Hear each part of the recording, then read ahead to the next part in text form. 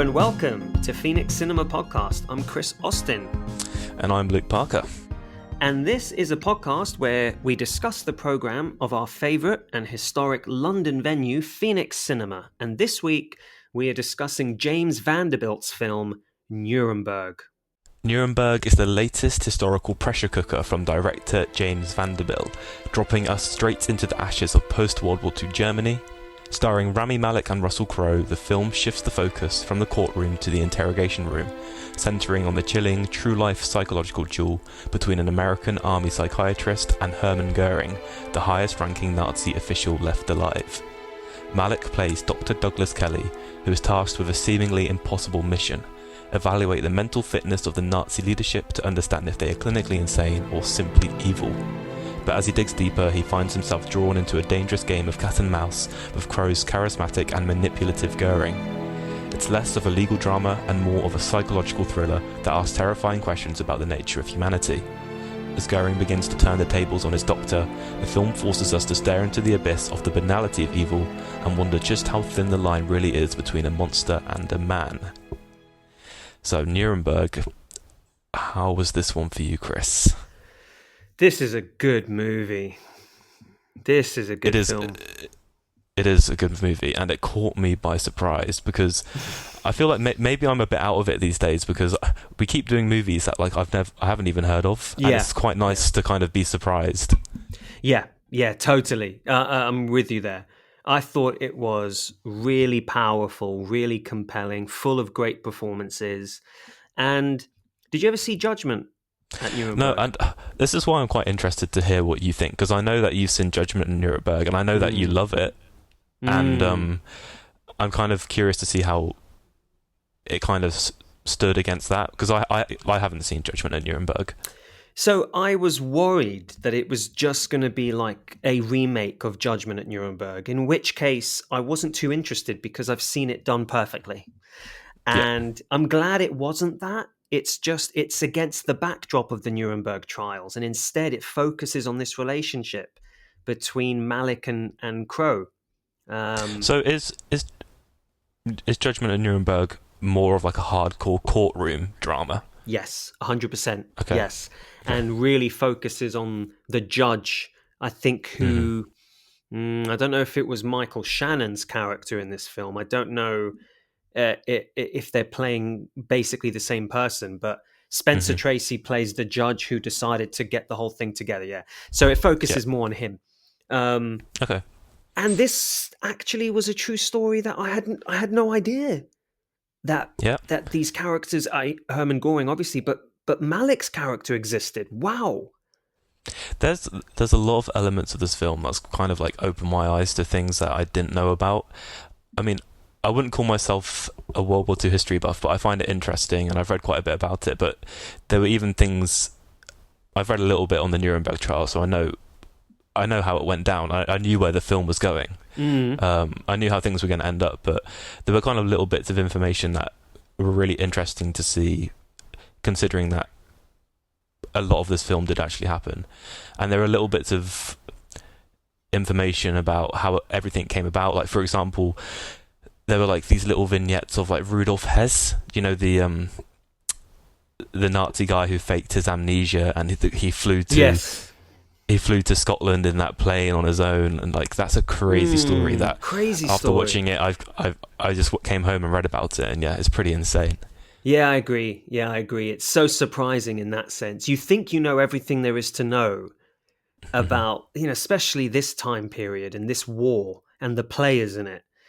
Yeah. And there's so much more to explore. Yeah. I don't know how many like creative liberties the film takes, and like where it's kind of teetering on fact or fiction. So like I can't really comment on that, but it's nevertheless like it's such an endlessly fascinating topic to just think of how we could possibly have gotten, or how the Nazi party could have possibly gotten this far and done the things they did. And kind of this, what I would like about the film is because obviously it's concentrating on like the psychological aspect of these leaders and kind of what they're like as people. And So yeah, it was different and really interesting. Yeah, I think you're getting to the core of what we will always find endlessly Mm. fascinating about this, is that at the end of the day, these were human beings who Yeah. did this. These were human beings who suffered against this regime and human beings who perpetrated it. And there's actually a line at the end of this film, I think one of the last lines between Malick and Crow, where Crow's Goring says, in your book that you write, he says something like, will you ever say that we were human? And Hmm. I think that that is such an amazing line, because it speaks to the fact that, yes, these Nazis wore a uniform and they perpetrated some absolutely horrific acts that you Yeah. can't imagine anyone doing to each other. But they were human. They went Yeah. home to their families. They loved, they cared for others. I just think that is, yeah, it blows my mind. Hmm.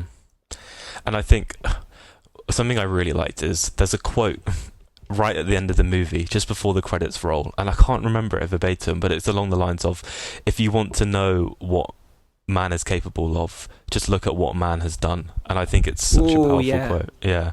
Yes, yeah, because this is, we spoke about this actually with Begonia, in that Yorgos Lanthimos' new movie, in that all Mm. movies reflect the time that they're made in. And sure enough, we have another film to reflect some real world Hmm. concerns. And I Yeah. think the movie absolutely points its finger at modern day America and its politics and its leaders, and questions Absolutely. where we've come from, uh, and whether we'll ever learn from the past, or if we're doomed to repeat these cycles over and over again. And the sad thing is, it's a film about World War II and its aftermath and destruction. But the Hmm. reason we have a film called Nuremberg released in 2025 is also because, unfortunately, this still feels very relevant and very scary. It feels very, very relevant. And I mean, something again that I appreciated is that it's maybe subtle's not the right word, but it's not very on the nose with what it's trying to say. But like, you can really understand what they're going for, especially with like when we have, was his name Justice Jackson, Justice something like that. Michael Shannon's character. Yeah. He's like reiterating throughout the film that we need these trials so that we understand how this happened and that it's not going to happen again, basically. Yeah. And yet I feel like the world is on the precipice of this happening again. In fact, no, it is happening again. It's happening, between in Gaza. It's happening between Palestine and Israel. The Russians invaded Ukraine in such a manner. We're still getting these news reports updated on a daily basis. And when you kind of have put this in parallel, like next to each other with Nazi Germany and what's going on politically today. I mean, I'm not saying that modern politicians are Nazis, obviously, but there's kind of this parallel where it's like you can understand how governments and institutions do these heinous crimes and acts just through like a series of enablers and people being complicit, and it's a gradual process. Yes. And using certain rhetoric, and again another a real world parallel you can draw. At one point, what's Malick's character called? Dr. Douglas Kelly. Douglas Kelly. He asks Goring about what drew him to Hitler in the first place. And Goring talks about first seeing him making a speech in this tiny little like pub, a tiny little space.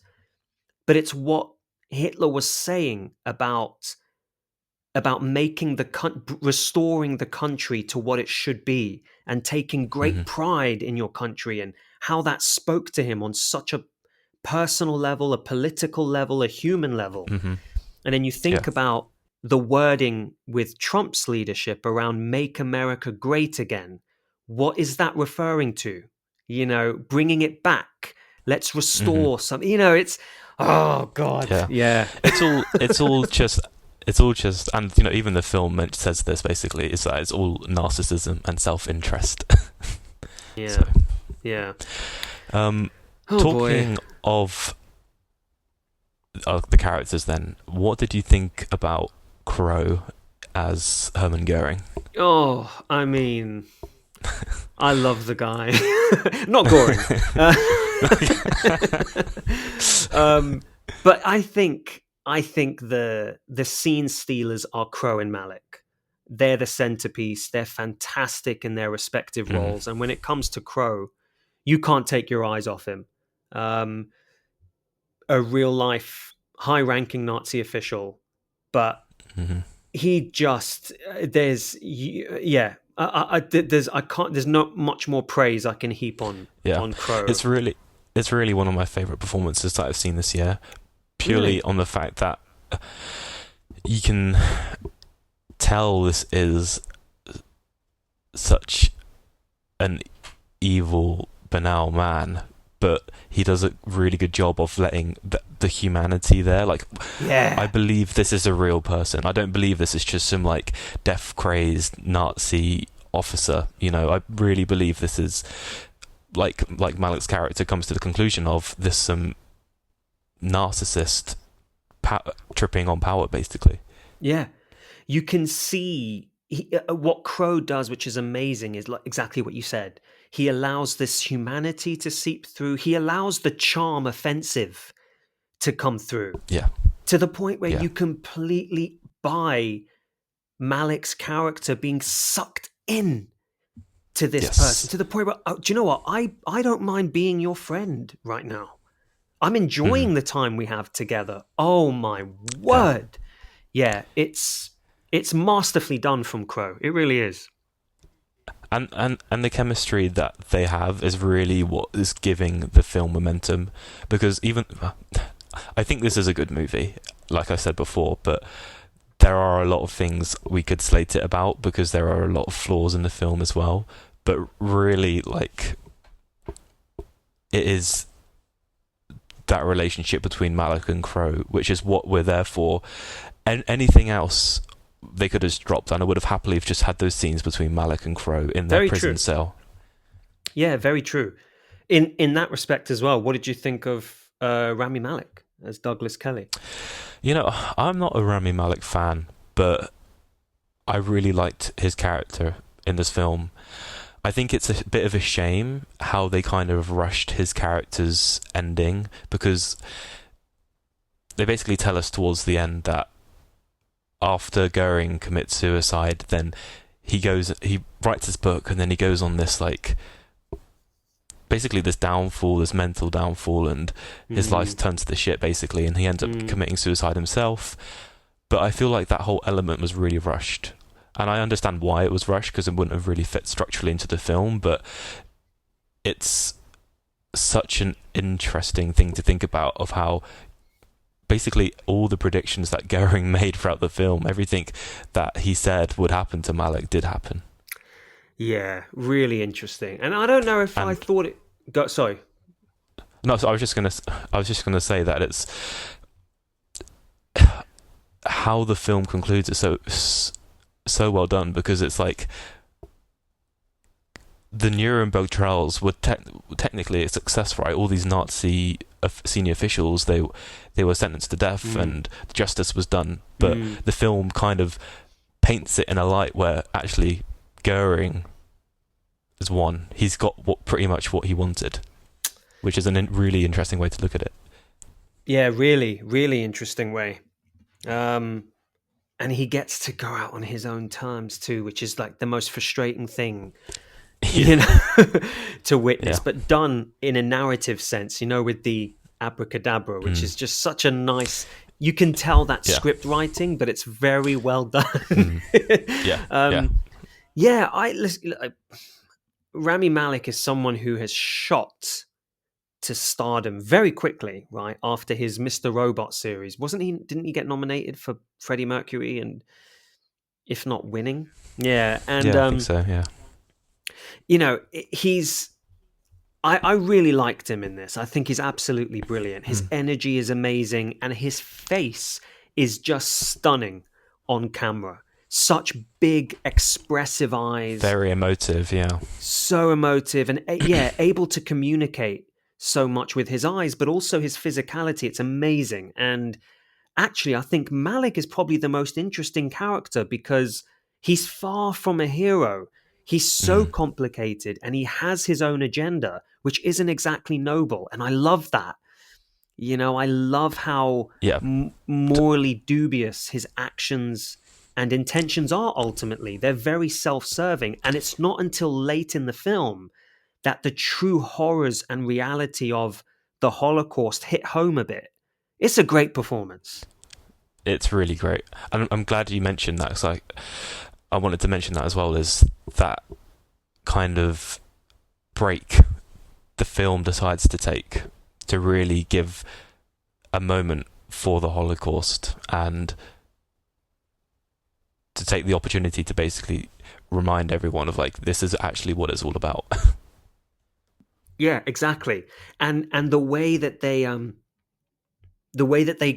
develop this relationship with Goring's wife and kid, Mm-hmm. it's like, oh man, I mean, we only see glimpses of them, but from what you can see, I mean, the kid's just a kid, right? But Yeah. with the wife, she seems like a very normal woman, someone who's very worried, who is missing her husband, who's caught up in this whole, Mm-hmm. political storm in this war-torn country. And yet you look at her and you think, but you are absolutely culpable.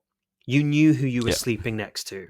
You probably knew as well as anybody what was happening, but you were profiting from it. You were living well. And Mm-hmm.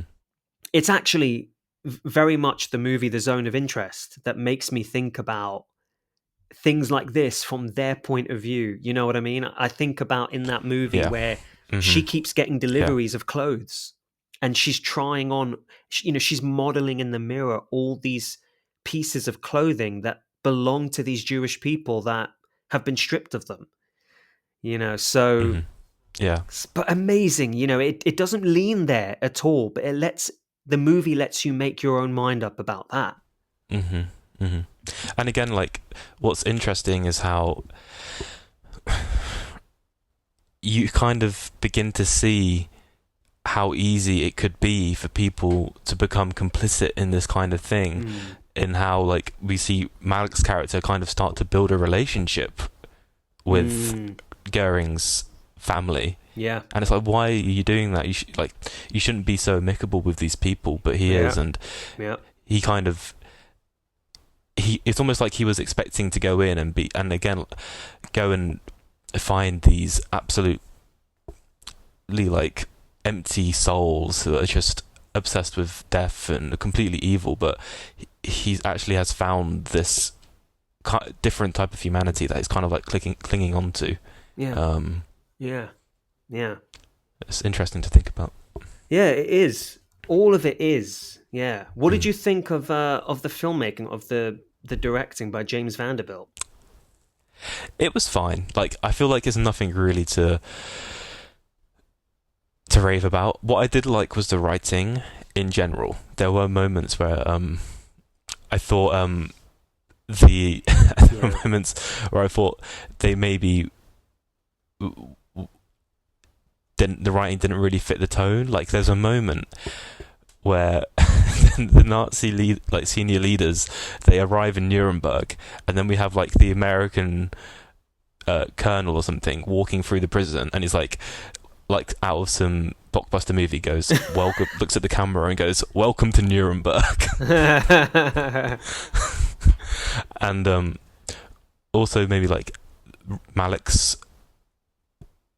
introduction scene on the train with that woman was like a little bit Oh, really? I wasn't really sure like how that would then really fed into the rest of the film, but yeah.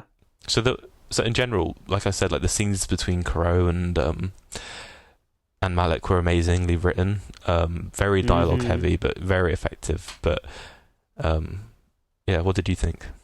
I mostly agree with you. Yeah, I thought it was really good. It's simple but effective filmmaking. It's great locations, it's great production design, great costume and attention to period detail, just especially on a technical level, just top-notch all around, Yeah. really. And then I think he's very much aided by having an amazing cast, who are Yes, really definitely. giving compelling performances. I Yeah. honestly had never heard of the director before. He This is He only wrote his Zodiac, second. right?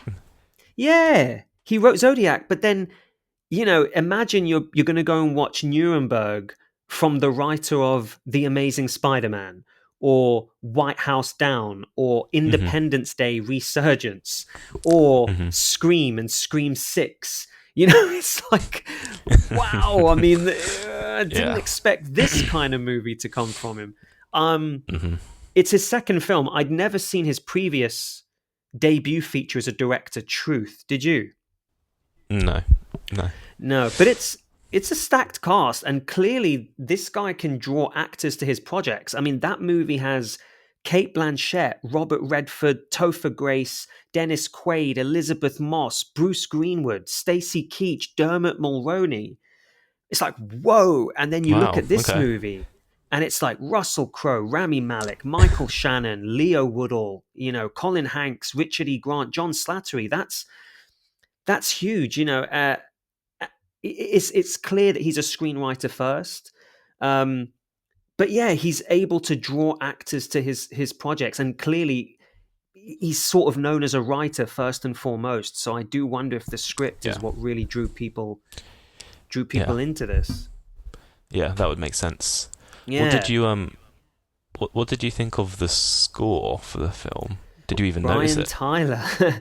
Yeah, no, I didn't really, but in a way that's like a good thing. Not Okay. like, one of those ones where I was like, I actually, maybe you only really noticed it during the credits. So I was like, oh, I like the big build and swell at the end here. It's I don't think it was too noticeable for me, but it's not a knock against it. I thought it was pretty decent. What about you? This might be a really controversial opinion, but I actually think this film would have been really suited like a Volker Bertelmann-esque score. Like something that had like Yeah. made you feel really uneasy and tense. Um, I think that would have Yeah. worked really well. Yeah. Something like that when we're looking at the Yeah. back of Goring's head. Yeah. Yeah. Literally. Yeah. Yeah. That's a great shout, man. That's a really great shout.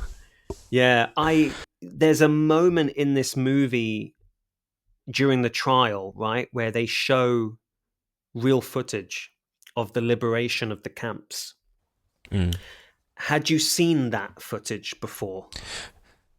No, I hadn't, and that's kind of what I was talking about earlier when I said when the film like takes a break from itself and really decides to really focus in on like the reason this is all happening. Yeah. It's really heavy hard. stuff. It's really hard watch. Yeah, Yeah. really hard to see. It's some of the most Um, brutal Holocaust footage that I've seen. Yeah, and it's one thing to watch a movie about the Holocaust that is all recreation. Mhm. There's like an element of your mind that can go, you can show me anything, and there's a part of yourself that can deal with it because you know that this is all a recreation. Yeah. But to see the actual footage and you know that that's real Mm. is, I mean, it hits you to your core. And actually, Judgment at Nuremberg does the same thing. In fact, I think Oh, it really? Okay. shows the same footage, more or less. Ah. But Okay. one thing that really jumped out at me in this watch that I don't think I ever registered before is how skeletal those Mm. survivors were. They're skeletons, basically. There is not Yeah. an ounce of fat on their They're bodies. They skin are and bone. bones, Yeah. skin and Yeah. bone. And then you think about Hermann Goring, and you look at, they allude to his weight at the Mm. start of the movie, and it just makes you, I mean, angry isn't even the word for it. There's not even a word to describe that emotion. Yeah. But very clever So in a visual sense. very, very clever. And I wonder then if you're saying that they showed very similar footage in Judgment at Nuremberg, then maybe like in the actual Nuremberg trials, this is what they did, and maybe that was the actual film that they showed. I don't know. It's a great point, man. Yeah, I didn't think about that, but that's a great point. I do wonder. I do wonder. Yeah, and they differ in a little way, in little ways. But yeah, it's wow. I really need to check It's that out now. I really want to watch it. Yeah. yeah. Please, get back to me on that if you find out. Um, I I had to pee 6 times during this movie. Six. Six. Yeah, yeah. Big. It was a Wow. big problem. Obviously, I think that speaks more toward a problem on my end, but this was definitely a long one. Did you feel its runtime, or were you not bothered by it? I wasn't, but my I bladder did. was. I Yeah, did. So I had to go. I had to go to the toilet as well during the film. And the problem is, I was holding it for ages, and I was trying to pick a moment where I was like, I'm not going to miss anything that's going to be like really important. But that yeah. moment It's so just hard to never know. came. So I just had to hope for the best and go. It was long, yeah. and it probably was too long by like 15, 20 minutes. 2.5 hours is pretty chunky. Yeah, it is. It is. They definitely probably could have slimmed it down a bit. Yeah, I maybe I don't even have a big issue with it if I was able to watch this at home. I think this is listen, not to take away from the theatrical experience. It's great to see this on the big screen, but I think this may reward viewings at home because again, it is heavy stuff. So you can pause Yeah. it, go to the bathroom, take a break. Yeah, it's the Yeah. subject matter is a lot. Very heavy, yeah. Yeah. But yeah, it's fascinating. It's a true story. It will never stop being fascinating, and I do think it speaks to the strength of James Vanderbilt that he keeps this so compelling, despite the fact that this story or variations of this story have been told over and over. He finds a different way into it, which is awesome. Yeah, couldn't have said it better myself. Shall we move on to pairings? Let's do it. Do you want to go first? Sure. But yeah, I'll go first. Do you know why? Because you know what my pairing is. You can take a guess. Oh, okay. Is it Judgment at Nuremberg? It is. Okay. It is. There's not much else I can say about it, but only because of Yeah. it's so the parallels are just Sure. I don't even need to explain why, but all I can do is just say, please go and watch Judgment at Nuremberg. Maybe not in a double feature with this because I don't know how you recover from that. But it's well worth your time. Is that a long movie as well? It may very well be, actually. Yeah, it is quite long. It is quite long. I can't remember what it was. The runtime, okay, it's 179 minutes. Okay. That's not too... So it is okay, quite that's long. quite... It's Yeah. almost 3 hours, yeah. Yeah. Yeah, it's quite chunky. But yeah. No, pick makes sense. I went for a film kind of that definitely has parallels. It's A Few Good Men. Oh, yeah.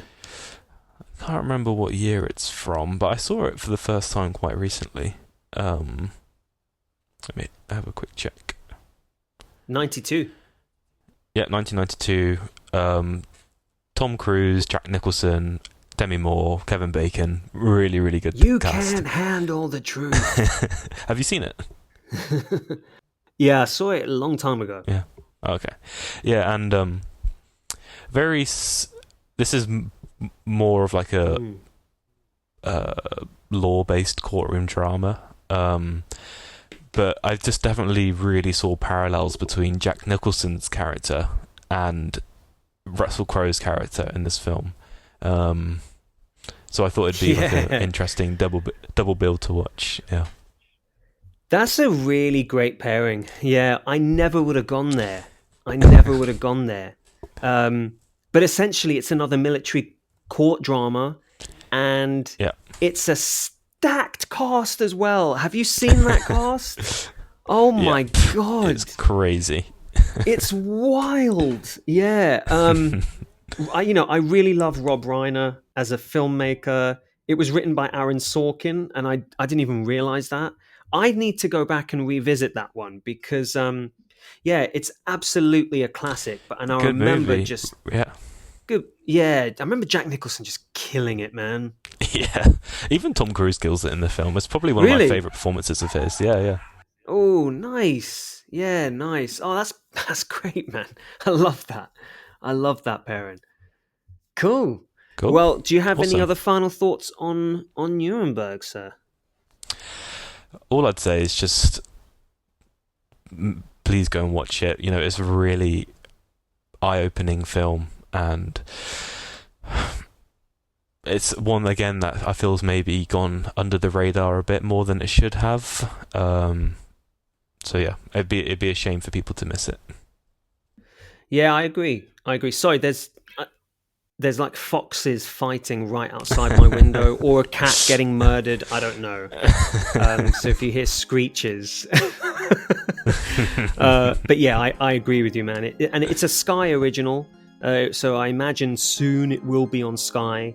And it is heavy, but you know what? I think it's worth watching. Sometimes you need to watch the heavy stuff because it just puts things into perspective, I think, a bit.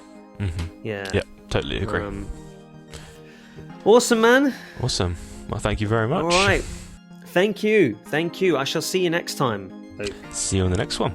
And that is all from us today, folks. Our episodes are composed and edited by Stefan Krieger. Of course, find his stuff on stefan-krieger.com for more. And we shall see you on the next episode of the Phoenix Cinema Podcast. Go and watch Nuremberg. Bye for now.